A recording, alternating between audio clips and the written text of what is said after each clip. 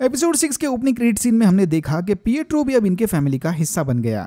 Tommy और बिली fourth wall break करके direct camera में बात करने लग गए, कुछ लेट 90s और अर्ली 2000s वाले सिटकम शोज की तरह। दोनों बच्चों को अंकल पिएट्रो की हर एक हरकत कूल लगने लग गई, इवन उसके खर्राटे। पिएट्रो यहाँ सिटकम शोज वाले कूल अंकल्स का कैरेक्टर प्ले कर रहा है। ये चीज भी फैमिली सिटकम शोज में पहले बड़ी कॉमन थी, कूल अंकल, क्यूट बच्चे और बोरिंग पेरेंट्स। पिछले एपिसोड वाले इंसिडेंट्स के बाद से ही विजन मानो पूरी तरह से बदल गया। वांडा और विजन के बीच अब धीरे धीरे दूरियां बढ़ने लग गई। विजन नौ मोले सीन से इतना परेशान है कि उसे तो अपनी फैमिली के साथ हैलोवीन भी नहीं मनाना। सरप्राइजिंगली अचानक से हैलोवीन सेलिब्रेट करने वेस्टव्यू में ढेर सारे बच्चे आ गए। विजन अपने बच्चों को कूल अंकल पिएट्रो के हवाले करके टाउन के नेबरहुड वॉच की मदद करने चला गया। जब से पिएट्रो आया है तब से वांडा भी बड़ा अजीब सा बर्ताव करने लग गई, मानो उसे अपने भाई के जिंदा होने पर डाउट आने लग गया। ओह बाय द वे, इस सीन में वांडा और विजन ने हैलोवीन मनाने अपने क्लासिक कॉमिक बुक कॉस्ट्यूम्स पहने थे। थोड़ी देर बाद पिएट्रो भी अपने और टॉमी के लिए क्लासिक क्विक सिल्वर कॉस्ट्यूम लेकर आता है, इंडिकेटिंग कि टॉमी आगे चल के स्पीड बनेगा। वेस्टव्यू के बाहर मोनिका, जिमी और डार्सी हेवॉर्ड से झगड़ने लगते हैं, बट हेवॉर्ड के हिसाब से वांडा के बनाए इस नाइटमेयर से निकलने का बस यही एक तरीका है कि वांडा को मार दो। नाइटमेयर, कहीं ये डॉक्टर स्ट्रेंज के विलन नाइटमेयर का ईस्टर एग तो नहीं? जो लोग नहीं जानते, नाइटमेयर ड्रीम डायमेंशन पर राज करता है और इसे अपने साइकिक पावर सोते हुए इंसानों से मिलते हैं। एपिसोड की शुरुआत में पिएट्रो भी सो रहा था और एंड में हमें कुछ कैरेक्टर सपनों की दुनिया में अटके हुए दिखे। इस एपिसोड में नाइटमेयर से रिलेटेड और भी बहुत सारे ईस्टर एग्स थे, बट टू बी ऑनेस्ट अब इनके कैरेक्टर्स कम्स और ईस्टर एग्स ज्यादा हो रहे हैं। Agatha Harkness, Grim Reaper, Mephisto और अब nightmare. Okay, back to the sword base. Tyler Hayward अपना असली रूप दिखाने लग गया।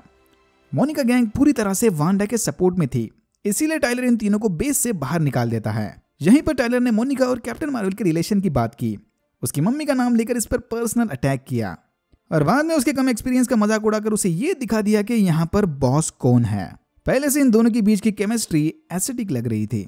बेस से बाहर निकाले जाने के बाद मोनिका और जिमी स्वॉर्ड के गार्ड्स की पिटाई करके सर्वर रूम में घुस गए। यहाँ डार्सी सर्वर्स को हैक करके हैक्स के बारे में और जानकारी इकट्ठा करने लगी। वांडा को अब भी पिएट्रो के रियल होने पर शक था, इसीलिए वो इसे अपने बचपन से रिलेटेड सवाल पूछने लगती है। पिएट्रो फौरन समझ गया कि वांडा उसका इम्तिहान ले रही थी। पिएट्रो को भी नहीं पता कि अचानक उसकी शक्ल कैसे बदल गई और इसे लगता है कि वांडा ने भी इस सपनों की दुनिया यानी शैंग्री-ला को बनाने के बाद अपने चाइल्डहुड ट्रॉमा को लॉक कर दिया। क्या सही है क्या गलत कोई नहीं जानता। तभी हर्ब इसे बताता है कि विजन तो कभी नेबरहुड वॉच की मदद करने आया ही नहीं, तो भाई साहब किधर भटक रहे हैं। विजन का तो कुछ पता नहीं, बट अगर वांडा को कुछ चाहिए या कोई चेंजेस करवाने हैं तो हर्ब इसकी मदद कर देगा।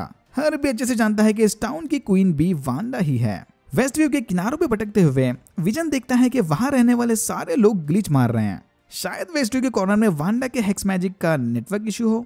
तभी आती है इस एपिसोड की अजीब सी ad, yo magic snack for survivors. Surprisingly ad में दिखाया बंदा लाख कोशिश करने के बाद भी इस स्नैक को बिना खाए ही मर गया। शायद ये बंदा रियल सर्वाइवर नहीं था, इसीलिए यू मैजिक नहीं खा पाया। पिएट्रो वांडा को बताता है कि वो तो बस अपना कैरेक्टर प्ले कर रहा है, वो यहाँ पर वांडा का ग्रीफ बढ़ाने आया था। उसे भी नहीं पता कि एज ऑफ अल्ट्रॉन में छन्नी बनने के बाद वो जिंदा कैसे बच गया। उसे तो बस इतना ही याद है कि वांडा ने उसे पुकारा और वो रूप बदल के इधर वेस्टव्यू में आ गया। वांडा इससे पूछती है कि रूप के साथ साथ तुम्हारा एक्सेंट भी चेंज हो गया। बिल्कुल वैसे ही जैसे वांडा का एक्सेंट चेंज हो गया। वेस्टव्यू के अंदर इसका एक्सेंट कुछ और है और बाहर कुछ और। वेस्टव्यू में कंटिन्यूटी एरर्स भर भर के मौजूद हैं, शायद इसीलिए विजन की आंखें भी ह्यूमंस की तरह दिखने लग गई। The details are fuzzy in the Westview. धीरे धीरे अब वांडा के बच्चों में पावर्स डेवलप होने लग गए। टॉमी को अचानक से अपने कूल अंकल की तरह सुपर स्पीड मिल गई। बाहर स्वॉर्ड के सर्वर रूम में डार्सी को पता चलता है कि टाइलर ने मोनिका के ब्लड सैंपल्स इन सब से छुपाए रखे थे। हेक्स में जाकर वापस आने के बाद से ही मोनिका का डीएनए चेंज हो गया। फोटोन बनने के लक्षण।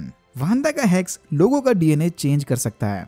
डार्सी की चेतावनी देने के बावजूद भी मोनिका और जिमी वेस्टव्यू में जाने की प्लानिंग करते हैं। मोनिका के एरोस्पेस इंजीनियर दोस्त ने इस काम के लिए स्पेशल गाड़ी बनाकर भेज दी। ये दोनों तो अपनी जान पर खेलकर वांडा और वेस्टव्यू के निवासियों को बचाने निकल गए, बट डार्सी वहीं रुक कर टाइलर को एक्सपोज करने का प्लान बनाती है। ऐसी और भी बहुत सारी चीजें हैं जो टाइलर ने इन सबसे छुपाए रखी थी।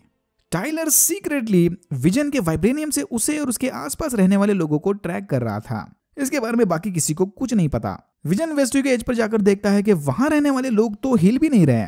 ग्लिच तक बात ठीक थी यार, बट यहाँ पर तो ये लोग एकदम स्टैचू बनकर खड़े हैं।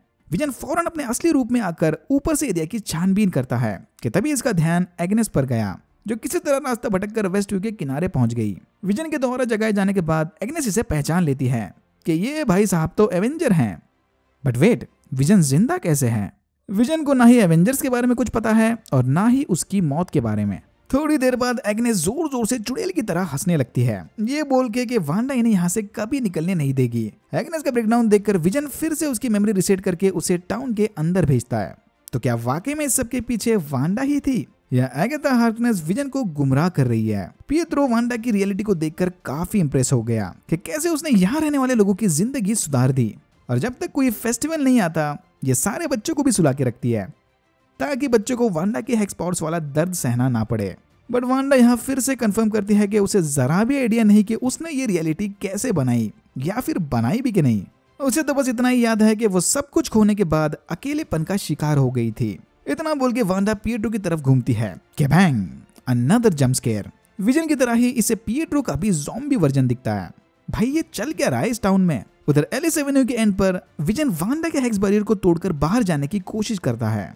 विजन के बाहर निकलते ही हेक्स उसे फुल फोर्स के साथ वापस वेस्टव्यू के अंदर खींचने लग गया। विजन को इतना पेन में देखने के बावजूद भी हेवर्ड उसकी मदद नहीं करता। उल्टा हेवर्ड को तो यहाँ पर यह देखना था कि विजन हेक्स से बाहर आने किस हद तक जा सकता है। डार्सी से विजन की हालत देखी नहीं गई, इसलिए वो खुद वहां जाकर विजन की मदद करने की कोशिश करती है, बट तभी उसे हेवर्ड के आदमी पास रखी गाड़ी से बांध देते हैं। विजन की बॉडी टुकड़ों में बटकर वेस्टव्यू के अंदर जाने लगती है।